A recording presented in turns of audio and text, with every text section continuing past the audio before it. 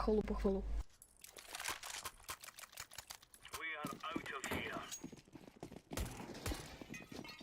А то мне адекват попались, короче, в прошлой катке, и этот мне отослал, понизился.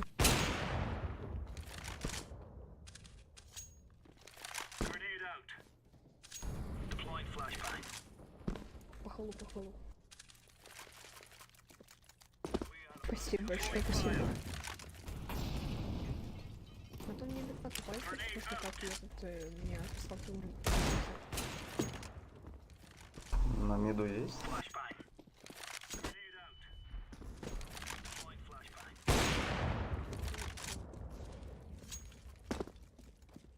Спасибо большое, спасибо. Яма есть. На миду есть? Чего?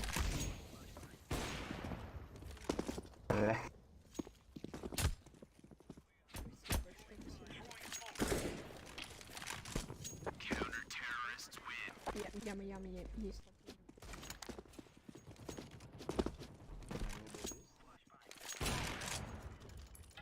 Чего?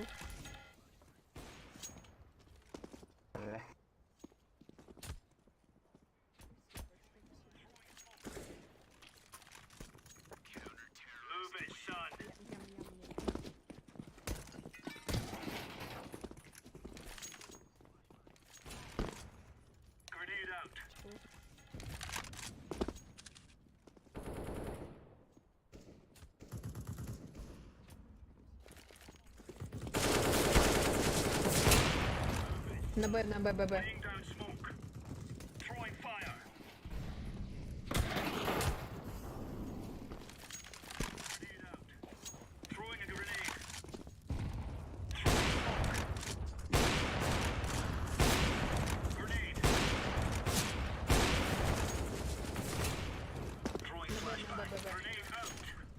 Андер, чекните.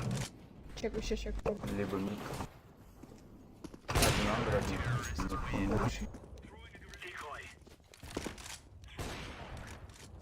Бля, ну покажешь, как в фиолетовый слон играет?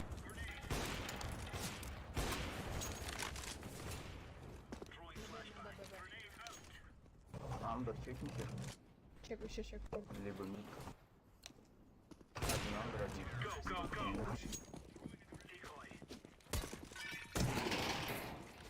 Бля, ну покажешь, как в фиолетовый слон играет? Фиолетовый слон играет.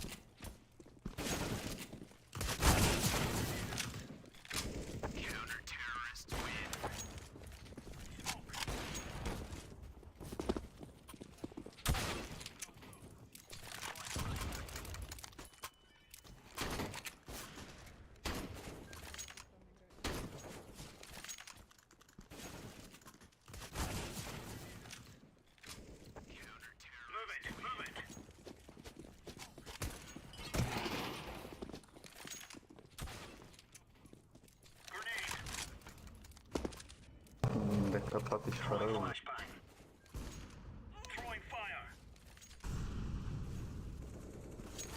Б. Как попал у нас?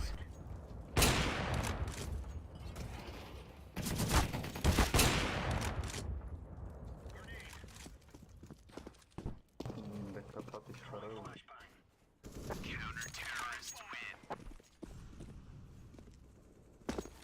Б. Как попал у нас?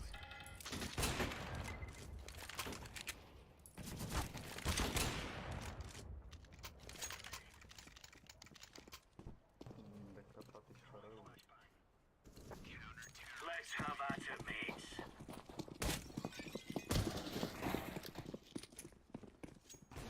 Throwing a grenade.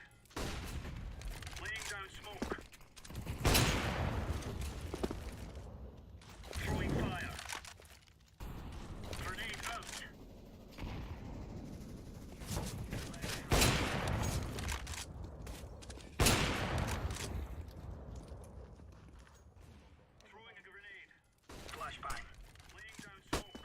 Sorry.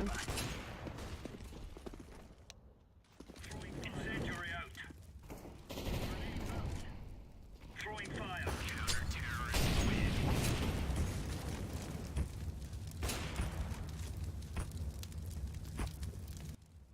grenade. Flashbang. Laying down smoke. Sorry. Incendiary out.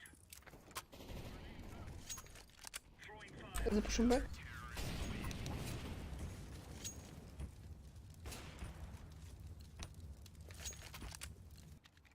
Be safe.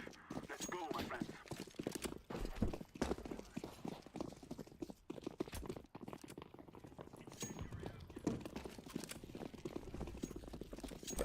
Zapuszczę B.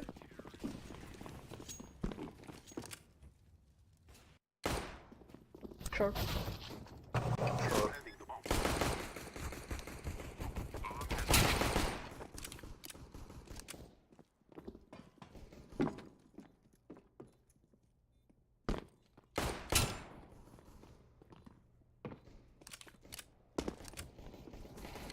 Kitchen. Help, help. Nice. To side.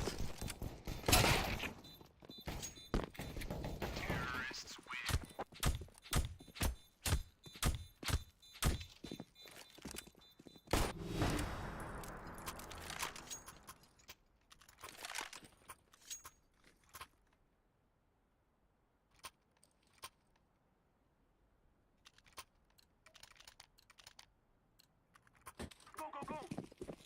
Throwing a decoy.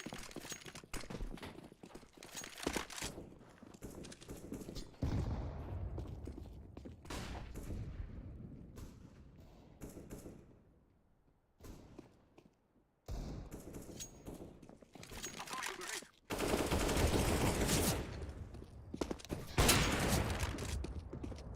Planting. Bomb has been planted. Terrorists win. Each day.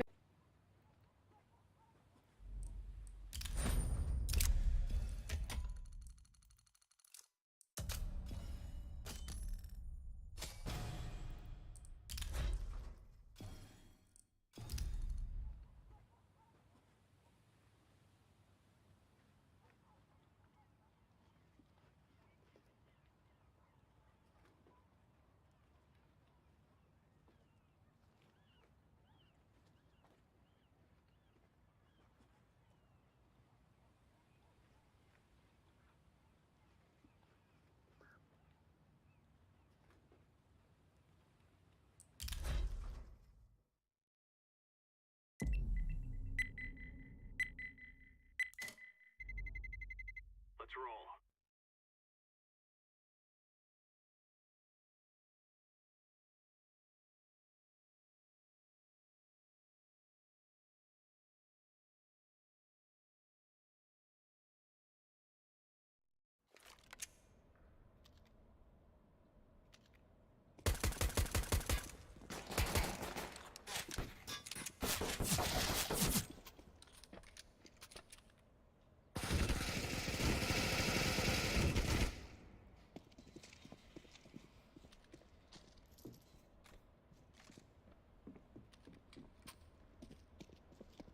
Hello, my little brothers. Shut up, man. Why? I'm kidding. Hello, brother. From another mother. You're my little brother. Yes.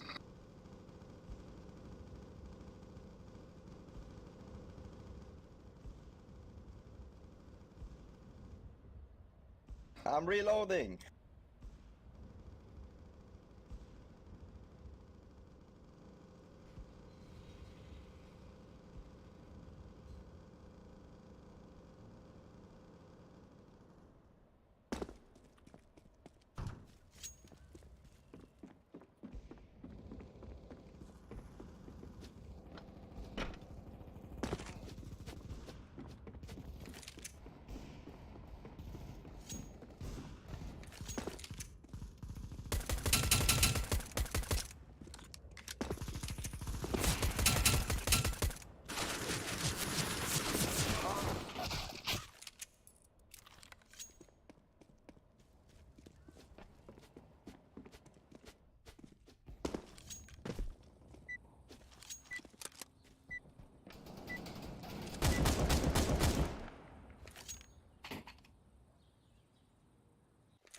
you I go go B. team, I go A. I go B.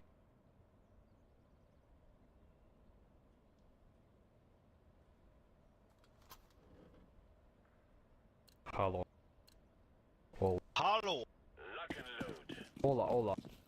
Hola señorita, por favor. Mitta, Ein, zwei, vittua. Polizei. Maybe go middle, Mr. Toyota Peak. Your topic. Mercedes B. BMW big. It's big? Say. Oh fucking mouse. 1B, 1B, 1B. Last B.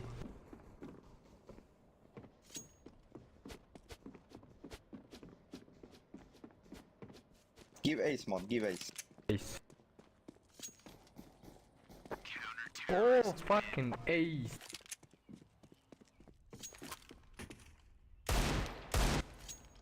Oh fucking idiot, it's just shut up. Oh my gosh. Give me one taps.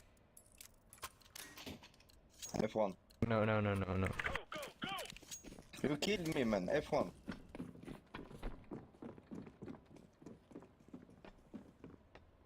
Flashbang. Finish peasant.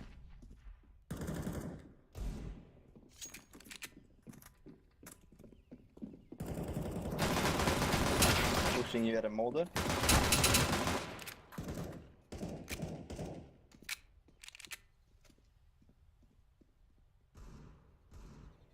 I give a very sexual one tap.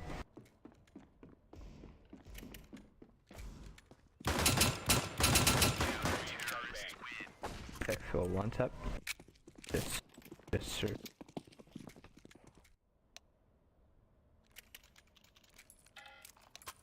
They call me your mom.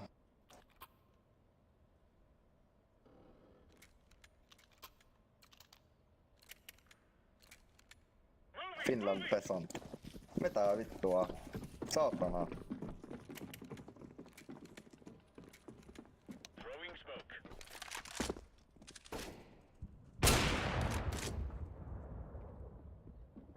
Do you play my summer car? Finland simulator. You can piss in the radiator. And TV. Fire in the hole. Do you know Jarmo from Kårauta? Flashbang. No, but you're peasant.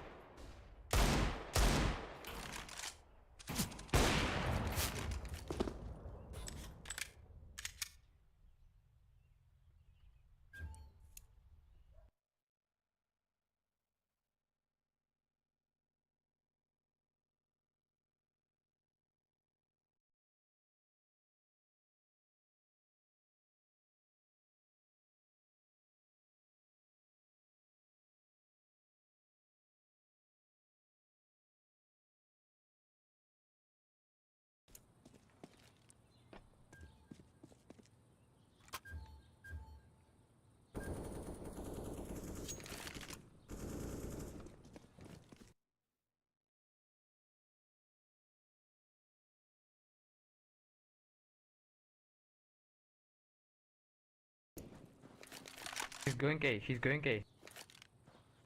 No time. Are you mental damage, brain? Damage, brain, mental? Yeah. Toyota pick. Mercedes. BMW pick.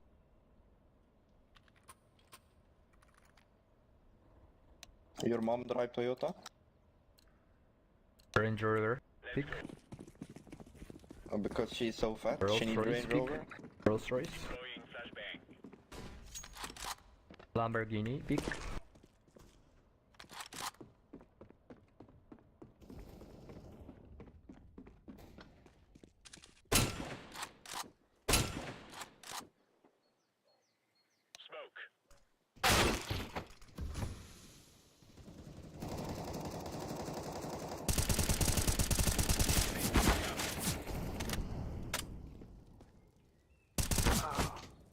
fucking... Oh fuck, special TV bit.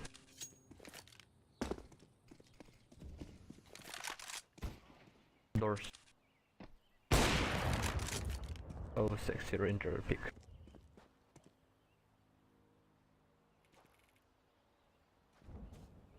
What's going B?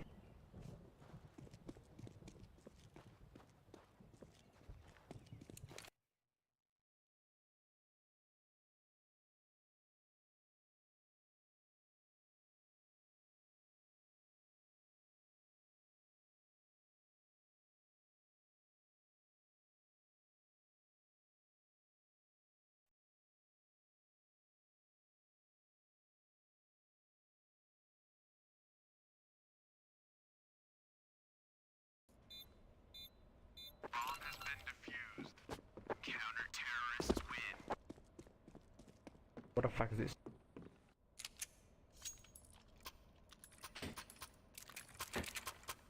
Drop, drop, drop, drop. Drop, drop, drop.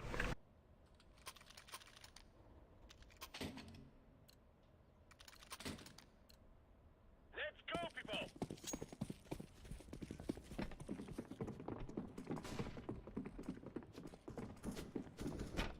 Flashbang.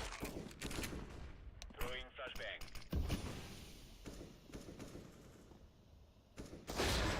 Throwing fire.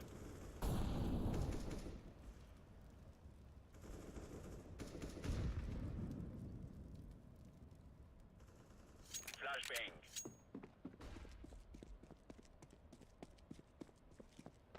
Bomb has been planted. Incendiary out. Grenade out. Monkey on the car! Skeven, skeven! Oh fuck!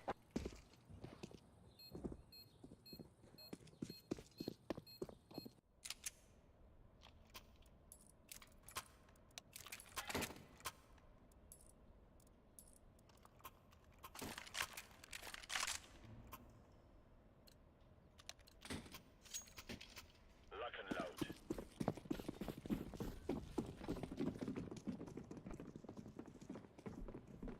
Deploying flashbang.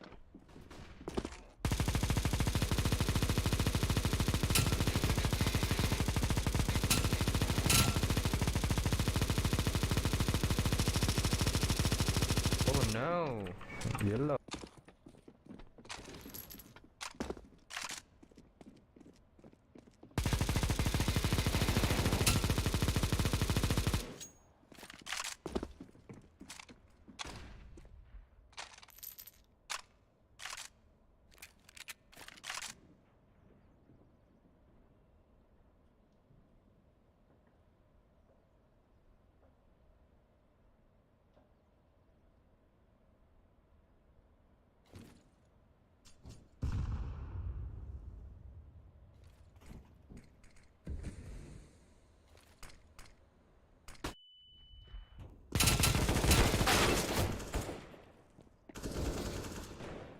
One HP, one HP.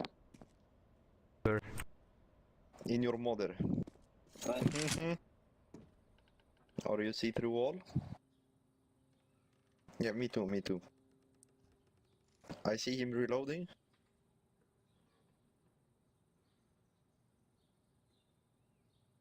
On A, he's planting on A. Hey? No, retard.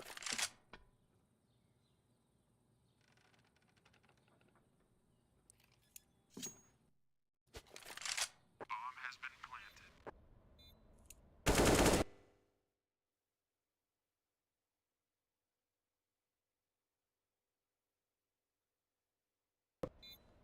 Thank you, thank you.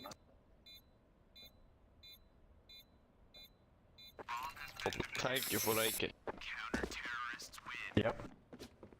Welcome, Parole, welcome. Drop, drop, drop, drop, drop, drop, drop.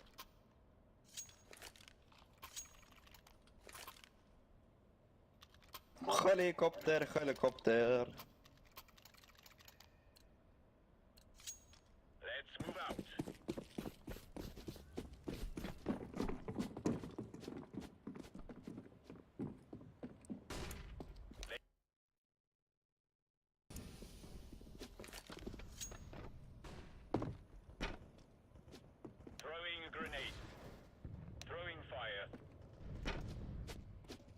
Don't die, guys. Don't die. Please. Ja, bomb! Bomb here! Okay. Bomba klart.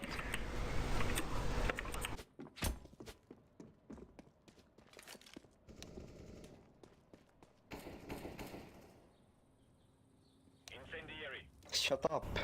Grenade out. Flashbang.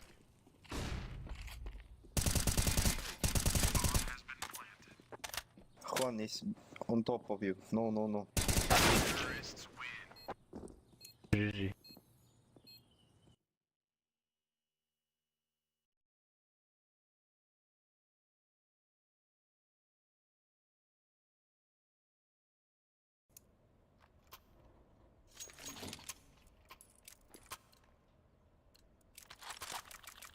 Let's go. Oh, nice. 3 enemy.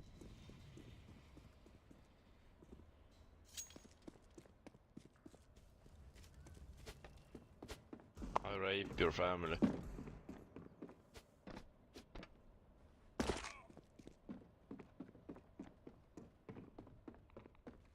I rape your dog and I fuck your sister.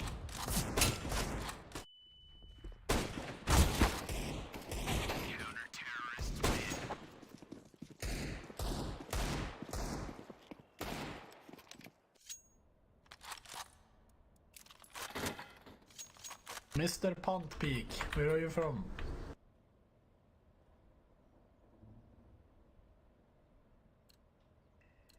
Where are you from? Grab your gear and let's go. Bestest. Do you have education for English? No, I see. Throwing fire. And yet you have no pro players in Counter-Strike.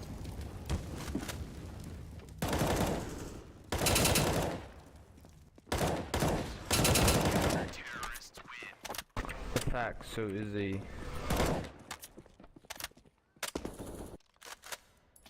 Give me my AK.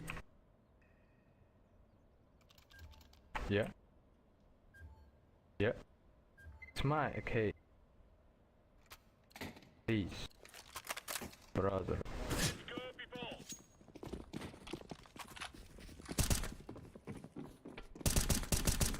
Nice work, everyone. Oh.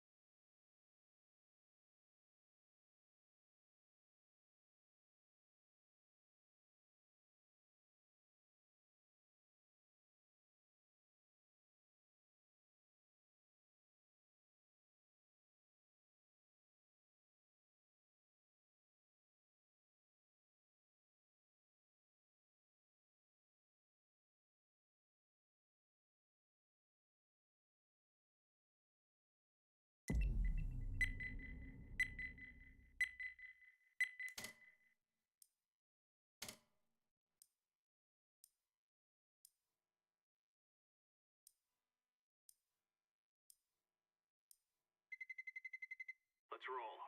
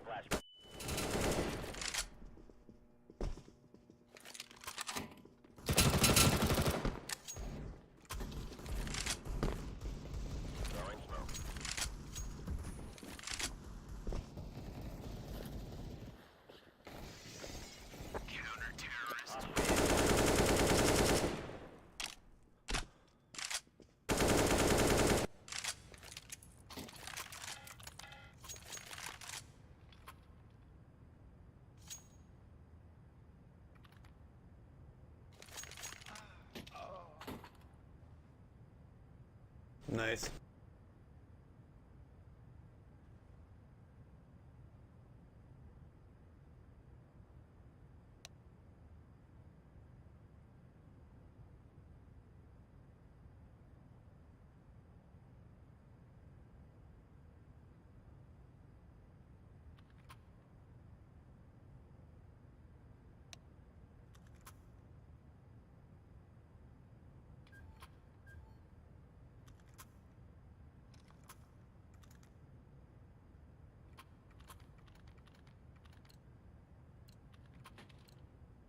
Grab your gear, let's go.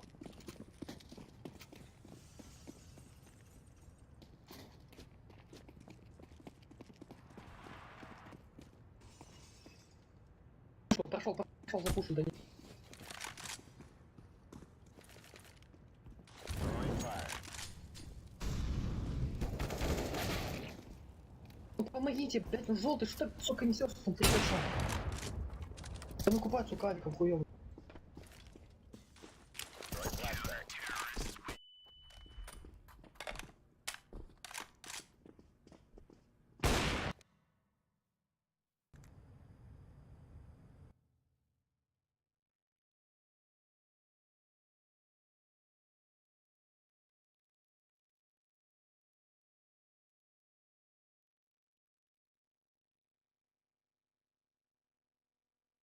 Hi listeners, we're back today with a offering from another great Marcast series, Deathbed Confessions.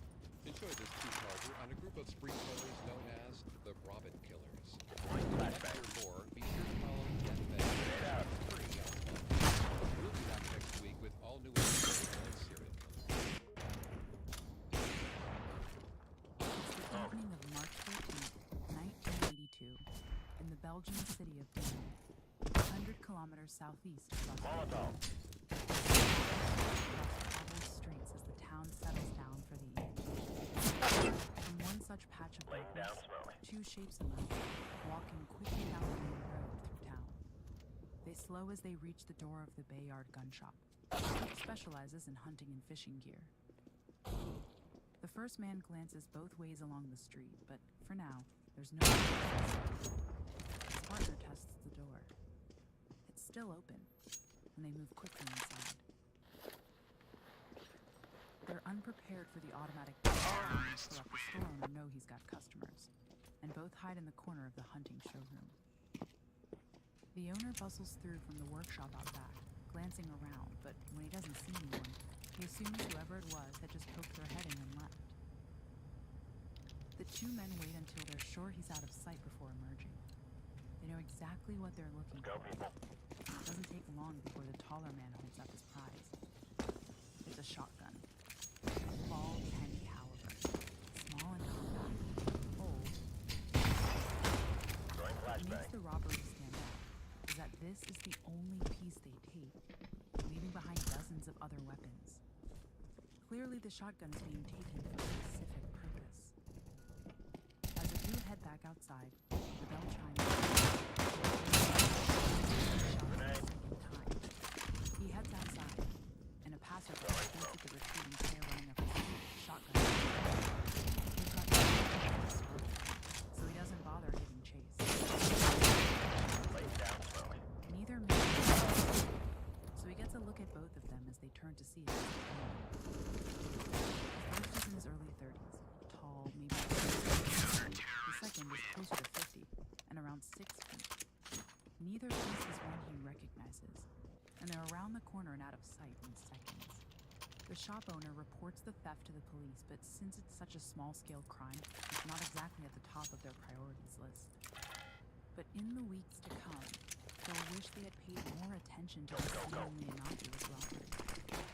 It's just the first in a list of crimes that a man named Christian Bonkowski will allegedly admit to on his deathbed 30 years from now.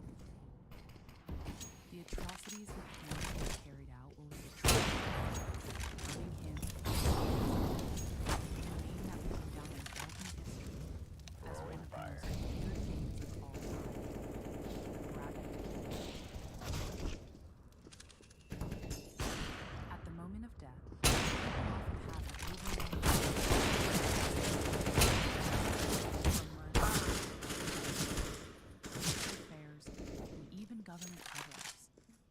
show dives deep into the world's most explosive deathbed confessions.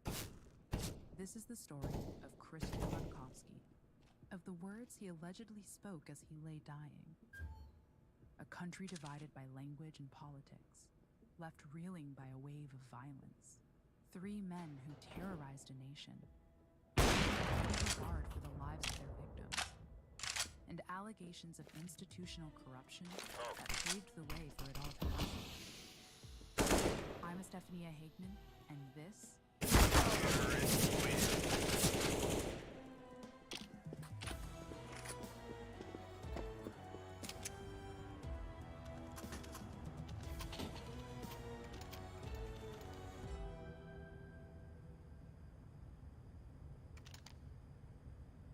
Belgium in the early 1980s is a fascinating political and cultural melting pot. In some respects, it's a divided nation. Even the language its people speak isn't universal, with around 60% speaking Dutch and the bulk of the remainder speaking French. It's been a long road back for a country who lost 88,000 people, or 1% of its entire population in World War II. 4 decades on from that conflict, anti-Semitism still rears its ugly head. A grenade attack by a Syrian-born terrorist on a Jewish summer camp in July 1980 kills 1 and injures 20 more. A year later, a synagogue in Antwerp is bombed. Violence even seeps in from a channel, with the Irish Republican Army of attacks on British soldiers based in Belgium. It's safe to say that Belgians are no strangers to violence on their doorsteps, and another wave of atrocities is about to be unleashed. It's May 10th, 1982, and the last rays of sun are retreating from the streets of Ixelles, an area to the south of Brussels. An Austin Allegro crawls along the street, the driver scanning left and right for a parking space. The day is drawing to a close, and he's had a long shift at work. He nearly misses it in the lengthening shadows, but off to his right, a space opens up between 2 cars, and he taps the brakes. He's so preoccupied by checking his rearview mirror as he reverses into the parking space that he doesn't spot the 2 men as they approach.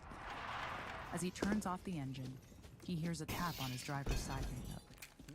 It takes a second for the driver to realize it's not but the long, slender barrel of a handgun. The man holding it has thin black hair and a mustache, with a cap pulled so low that his eyes are partially masked by shadow. He instinctively glances across to the passenger side, looking for an escape route, but a second man appears blocking the door. This man has salt and pepper hair, and points a shotgun through the window. Ты дал, что ты делаешь? Neither Вот его faces так вот, как фильм. and the driver is paralyzed by a cocktail of confusion and fear. Закройся, блядь. Then, in unison, both men try to open the doors. But both sides are locked. The first man taps a second time with his gun. Only this time, he takes a step back, arm raised, and the driver finds himself staring straight down the barrel. If this is a robbery, the driver doesn't have much worth taking. The man on his side speaks at last, telling him he has until the count of 3 to get out of the car. The ultimatum is delivered in French, which, luckily for the driver, is a language he speaks. He's not about to call the dark-haired man's bluff. He fumbles at the Yellow, lock what the to pop fuck? the door Yellow! open. The man reaches in, yanking him from the car, telling him to walk away and not to try anything stupid. He realizes the vehicle thereafter. He loves his car, but he's not about to risk his life for it, and does exactly what he's told. As he walks away, he's half expecting a gunshot, but the only sound is that of the car sputtering back to life before it tears off down the street, leaving him breathing heavily as the shock sets in, relieved to be unharmed. He doesn't know it, but he's just had a lucky escape from some of the deadliest men in Belgian history.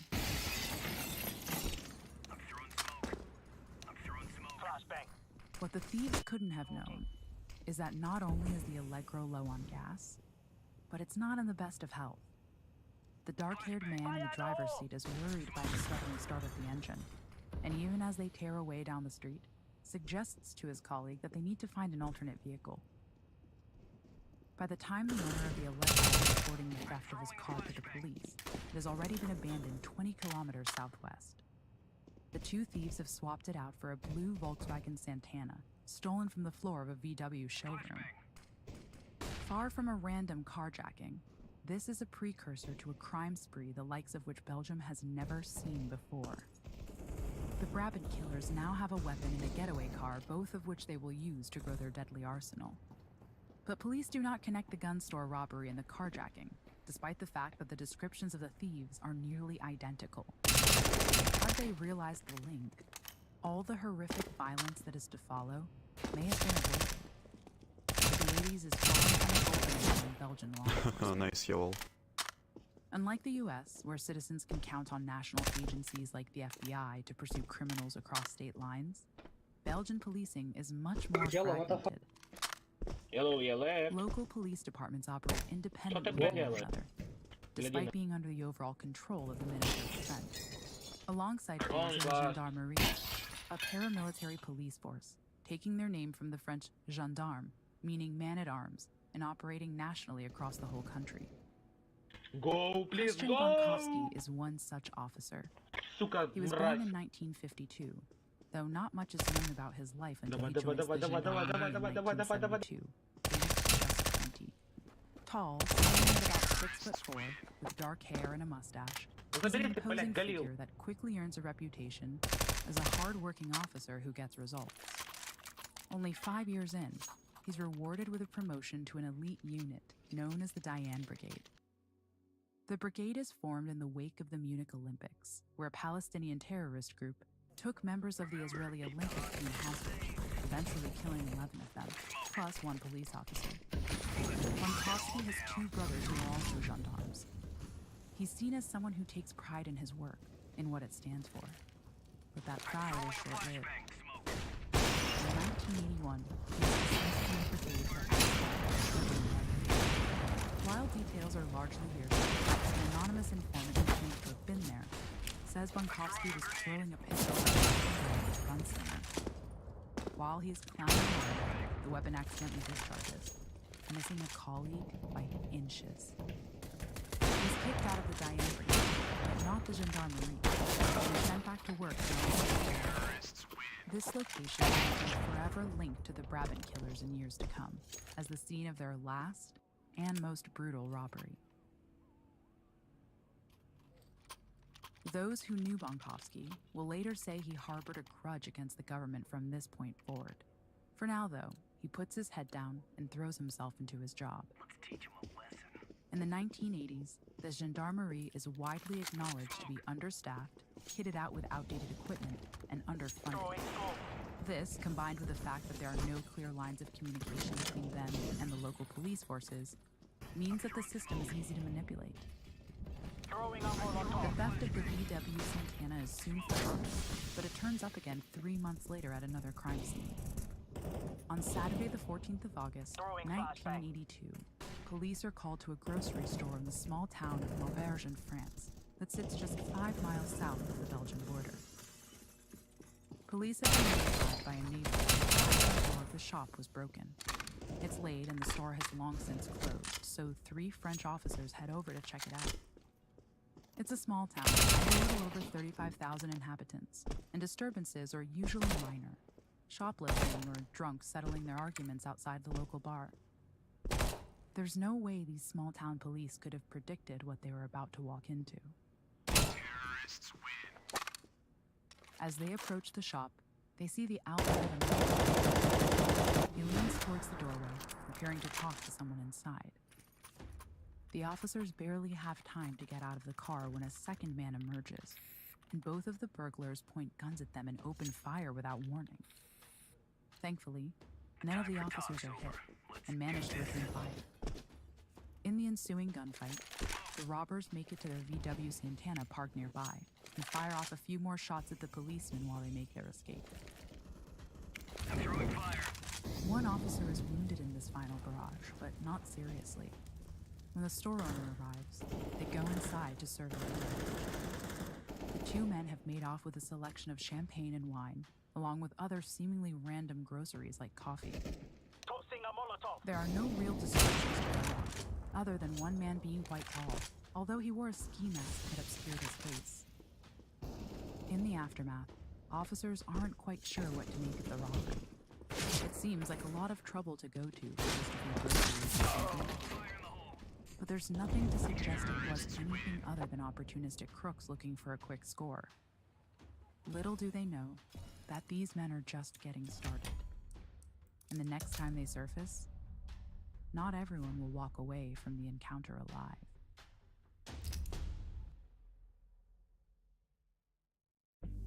Hi listeners, it's Vanessa from the Spotify original from Parcast, Cults. Next on our series, a 4-part deep dive into the religious movement known as the Moonies. Sushi, mass weddings, political coups. Discover the many business ventures, beliefs, and scandals of this headline-making Down in Belgium. Decasa is a treasure trove of weapons for any gun enthusiast. Customers can buy everything from a handgun to an automatic rifle here. It's a little before noon, and the store owner, Daniel Decasa, stands behind the counter, just about to close a sale with one of the 2 customers in the store. But before he can finish, the door bursts open and 3 men pile in. The handgun on the counter that Decasa is about to sell isn't loaded, but he's willing to bet the guns that the 3 men are pointing at him are. One of the intruders is a tall man, medium build with chestnut hair and a mustache. He appears to be the leader, shouting at Decasa and his customers to hit the floor. Whether it's shock or stubbornness, Decasa and the 2 customers stay where they are, rooted to the spot. The tall man barks orders to the other 2, and all 3 gunmen advance on the unarmed trio. The intruders lash out with the butts of their guns, literally beating them down to the ground, their faces now pouring with blood. The fact that the men aren't wearing masks worries Decasa. Could it be that they have no fear of being seen because they don't intend to leave witnesses? The tall man looms over him, not a hint of a tremor in the hand pointing a gun into Decasa's face, and tells him to stay where he is if he wants to live. The other 2 intruders begin ransacking the shop. There's a method and purpose to it, though. They don't just grab the first guns they see. It looks to Decasa like they are carefully selecting, like discerning shoppers rather than the robbers they are. Most of what they take are pistols, but amongst a haul of 15 weapons, there are 5 rifles, all of which are semi-automatic. As the men stuff the guns into bags, Decasa hears a car pull up outside. From his position on the floor, he can see nothing, but one of the robbers shouts out a warning to the other 2. The new arrival is a police car, although he can only see one officer getting out. Decasa wants to shout out a warning, but knows that if he does, he'll likely be dead before the officer can set foot in the store. Then, with no warning, one of the men smashes his gun into Decasa's face again, shattering his orbital bone, knocking him unconscious. The lone policeman doesn't stand a chance, and as he approaches, one of the robbers opens fire. The officer seeks cover behind a nearby truck, but one of the gang keeps him pinned down with gunfire, while the other sneaks around the side. The doomed officer is trapped between the 2 assailants and takes a bullet to the chest. The man who fired the shot walks around, stands over the officer, and finishes him off with one more to the head. The 3 men jump into the same blue VW Santana that they had used to rob the grocery store in France and tear away along the main road. But their escape is far from over. Someone in a neighboring shop has called the police, and a team of gendarmes are dispatched and manage to set up a roadblock to intercept the speeding VW. They pull their cars across the road and wait, weapons drawn, as the blue car streaks towards them. It's only when the gap is under 100 yards that they realize with horror that the robbers aren't braking or swerving. As it speeds towards them, the gendarmes throw themselves to one side at the last minute as the VW collides with one of their vehicles in a cacophony of sound. Both vehicles crumple, and before the gendarmes can recover, the 3 gunmen are out of the car and shooting. Their intention is clear. They're willing to go down fighting. The gendarmes return fire, and in the gunfight that follows, 2 of them are hit, although not fatally. Their bullets in return seem to slide past the robbers without finding a target. Even with their training, the gendarmes are outmatched and under-equipped, as the robbers use the semi-automatic rifles they've just stolen to spray enough bullets in the officers' direction to keep them pinned down. Incredibly, while the officers try to regroup, assessing their wounds, the 3 men climb back into the VW Santana, which, despite smoke billowing from the engine, coughs back to life and disappears down the road. The 2 wounded gendarmes are patched up and recover from their injuries. The officer at the gun store is not so lucky and becomes the first but by no means last fatality of the Brabant killers. The surviving officers say, when debriefed, that the robbers' tactics were well too organized to be random. It had been a strategically planned assault with echoes of the tactics that they had been taught in their own training. Daniel DeCasa and his customers give descriptions of all 3 assailants. Aside from the tall man that appeared to be the leader, the second man looked to be in his mid-30s, black hair, bushy eyebrows, and a mustache. The third was more thick-set, muscular with light brown graying hair. They find the VW Santana later the same evening, doused in gasoline and set on fire in nearby woods, destroying any evidence that could have been recovered. No sign of the men or the weapons. One of the gendarmes, an officer named Campin, who chased after the fleeing Brabant killers, tells detectives he believes he identified one of the men. Campin says one of the gang was a gendarme colleague, a man called Madhani Bahush. He says Bahush had dark makeup on his face, but there's no doubt in his mind that it was his fellow officer.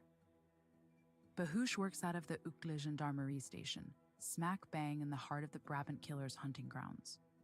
He was originally a detective in the narcotics division, but was demoted to street patrol in 1981, after bugging a fellow detective so he could listen in on their conversations with an informant. There are also allegations that Bahush went rogue the year before the Brabant killers surfaced. Sources say he put together his own crew and moonlighted as a gangster. Bahush's whereabouts on the day of the DeCasa gun store robbery are examined. It turns out he wasn't at work that day. In fact, he doesn't have an alibi of any kind. He had called in sick.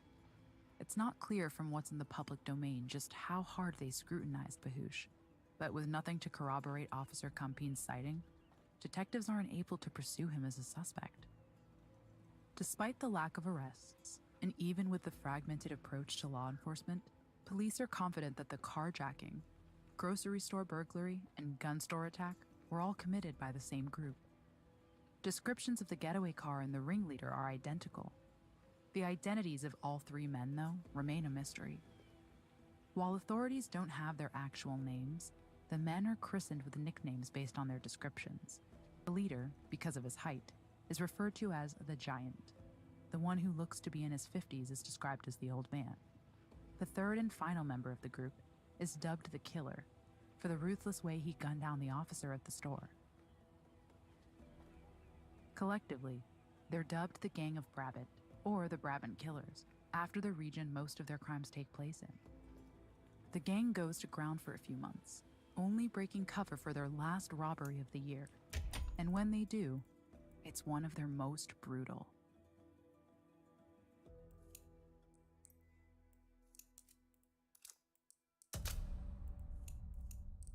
It's the morning of December 23rd, and Mark Vanden Einde goes to check in on his elderly father, Joza, who is a caretaker at the Het Castile Inn, next door to the Beersel Castle. Mark had gotten his father the job when he used to work there himself as a chef at the inn's restaurant. Mark's wife and kids are in the car with him, ready to spend the day at a nearby Christmas market after visiting Joza. Usually, Joza waits on the front stoop when Mark comes to pick him up, but as they arrive, Joza is not there to greet him. He beeps the horn, but even after the echoes have died away, there's no sign of his father. Mark has a set of keys, so decides to head up to the room his father has inside the inn, thinking maybe he's still asleep. He trudges upstairs, knocking on the bedroom door. No answer. Mark pushes the door open and recoils, at what he sees. Joseph van den Einde is lying on his side in bed, naked, with his wrists bound behind his back with a scarf. Mark will later learn that his father had been dead for several hours before he arrived. The cause of death, multiple gunshot wounds, 7 in total, all to the head. Mark also sees bruises around his father's face, as if he was beaten before being shot. This, combined with cigarette burns to his chest, are confirmation that van den Einde had been tortured. When police arrive, the early theories are that Joza was killed because of his links to far right-wing activist groups. He had fought in the Spanish Civil War on the side of the fascist General Franco, who would go on to become the dictator of Spain. Aside from any political motives, what catches the police's attention and makes them wonder if the Brabant killers are behind the murder is when they discover what has been stolen from the inn's restaurant: champagne, wine, and coffee. The same items that were taken in the grocery store robbery. Forensics will not conclusively link Joza's killing to the Brabant killers for years to come, but it's added to the list of crimes police believe is the work of the same gang they're already seeking for a growing list of crimes. The Brabant killers don't wait long to claim their next victims. On January 12th, 1983, police are called to check on a black Mercedes that has been abandoned on the side street in Brussels. When they pop open the trunk, they find the body of 58-year-old taxi driver Angelou Constantine. He's been there for several days, having last been seen 4 days earlier. He has been shot multiple times in the back of the neck. His taxi sign has been ripped from the roof of his car and stuffed in the trunk next to him. There are rumors that Constantine has criminal ties, links to the drug trade and auto theft, but nothing is ever proven. It's apparent that the vehicle has been used between the last sighting of Constantine and discovery of his body, presumably by a person or persons who needed a vehicle not linked to themselves. Again, the police don't immediately peg this as the work of the Brabant killers. The forensic proof will follow years later when they recover the gun that fired the shot and match it to the crimes they know for certain the gang are responsible for. For now, the more popular theory is linked to Constantine's alleged ties to the criminal underworld. The continued lack of communication between local police and gendarmes means that vital information, like the ballistics report in Constantine's murder, is not being shared across forces, a fact that lets the gang continue their work unchecked. Over the next 5 months, 4 more robberies occur, all at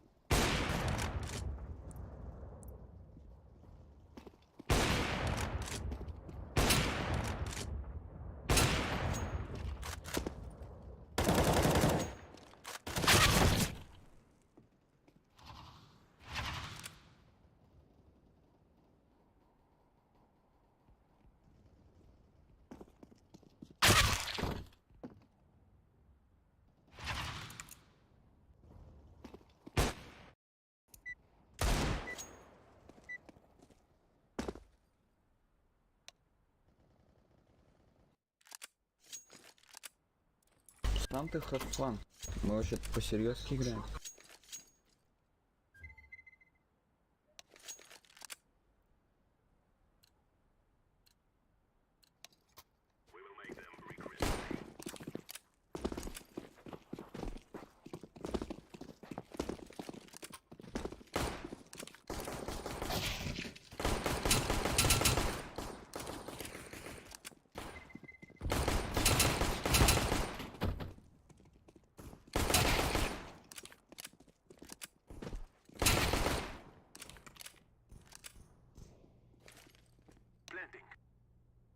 Дай заплынчу хотя бы.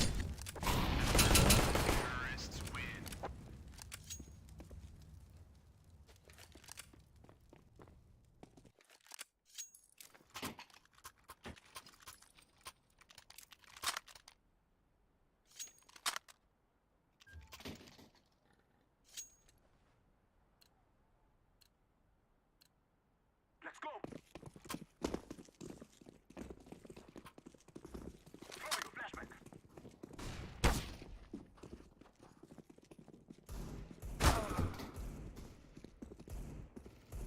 Understairs.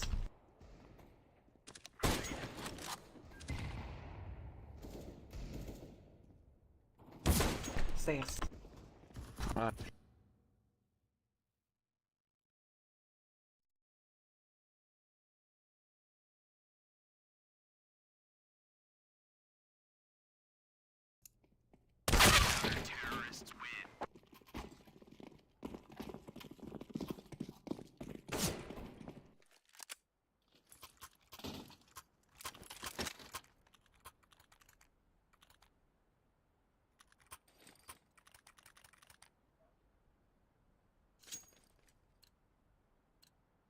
Move it, move it. Decoy.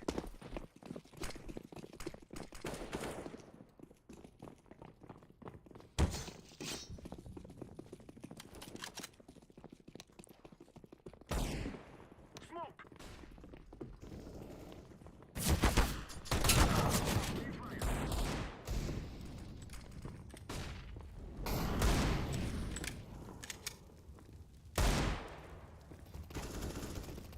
помогите! Минус 52.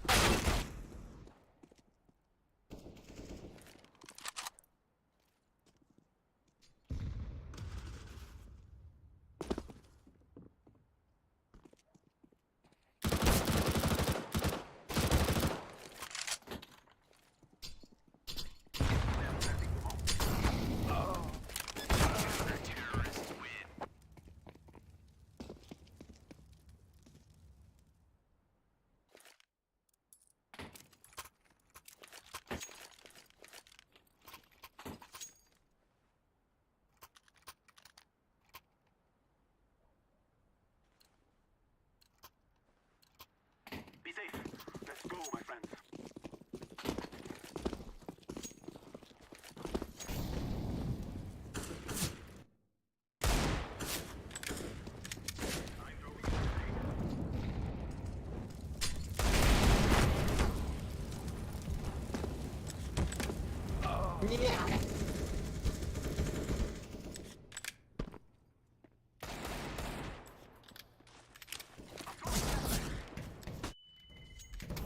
Да, блин.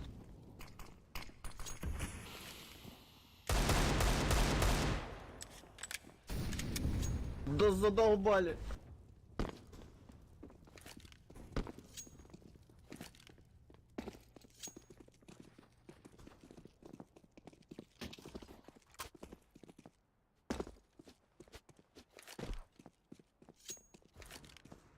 Stairs.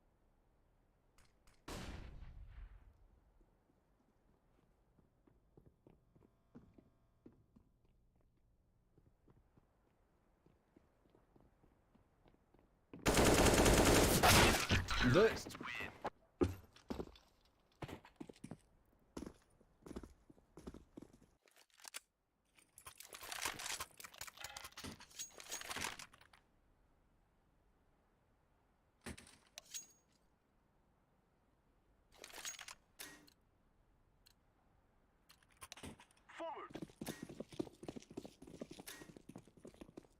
I'm throwing smoke. Flashback. Grenade.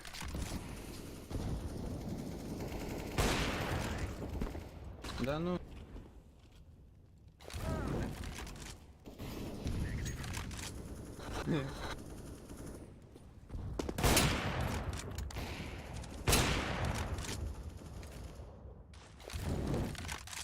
Grenade out.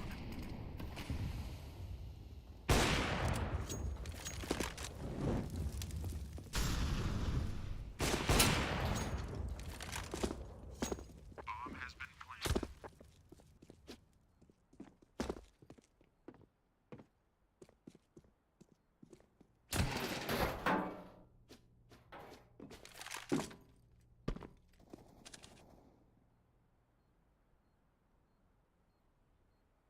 Terrorists win.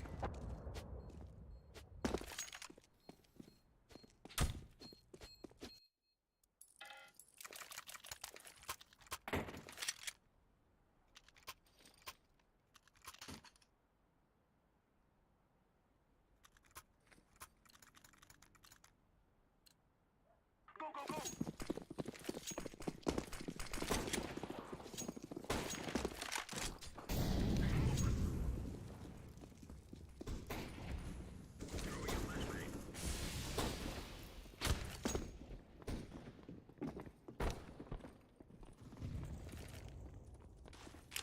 I'm throwing a flashback. Molotov. Smoke. Grenade. Terrorists win.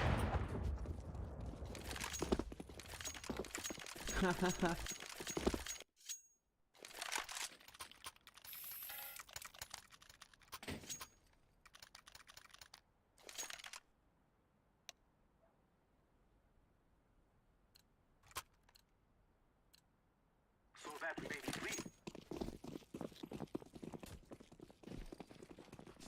Flashback.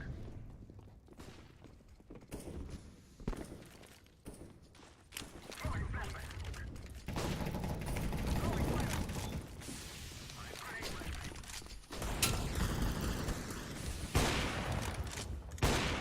Fire.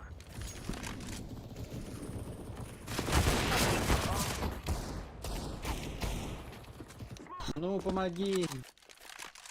I'm throwing a grenade.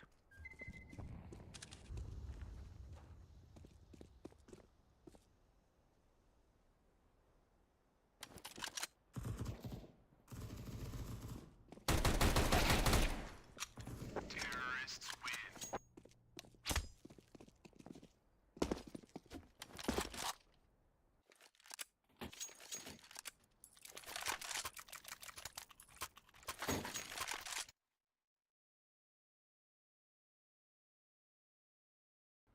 Синий. Let's go. Let's go. А ты конечный. Throwing a flashback.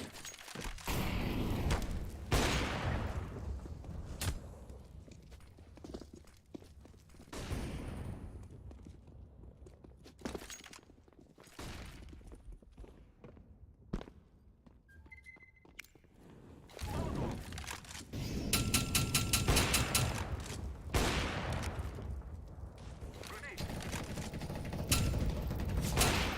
Throwing fire.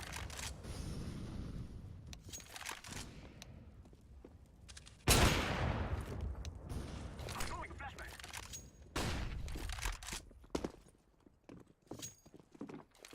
Planting. Сам такой. Bomb has been planted.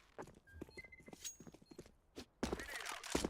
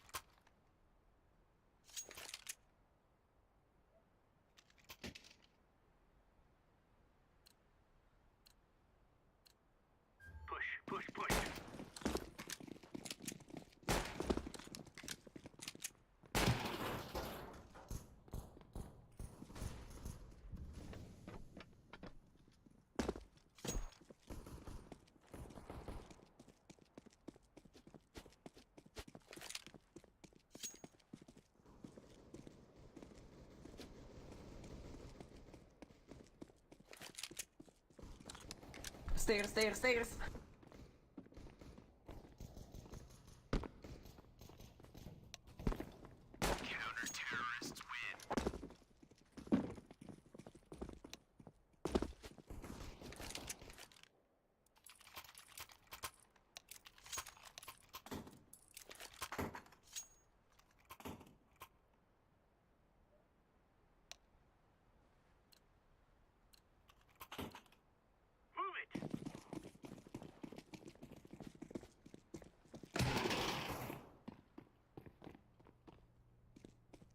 Smoke!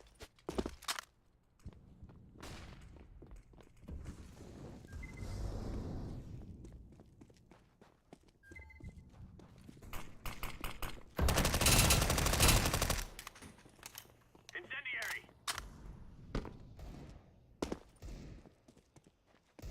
Fire in the hole!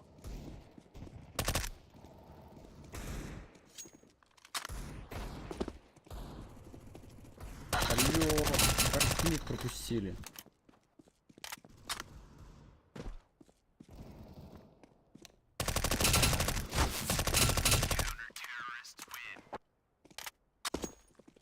Ой, читер.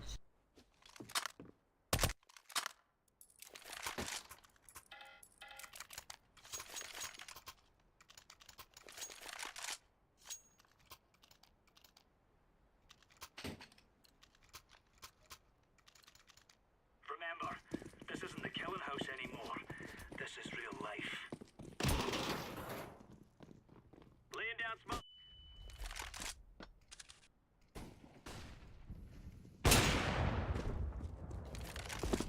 Apps.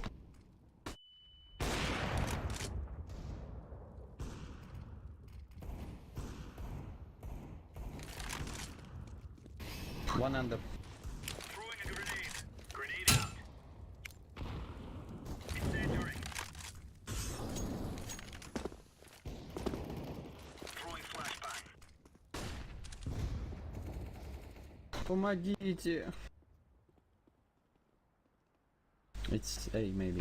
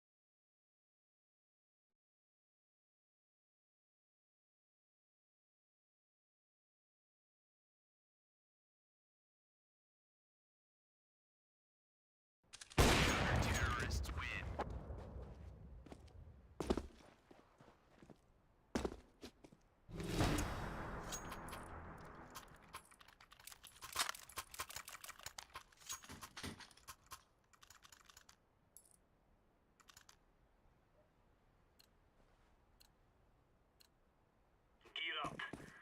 We're going in. Throwing flashbang. Throwing smoke. Grenade out. Throwing flashbang.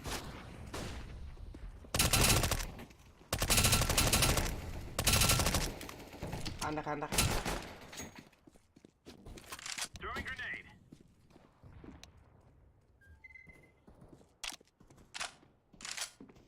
Yellow. No, please.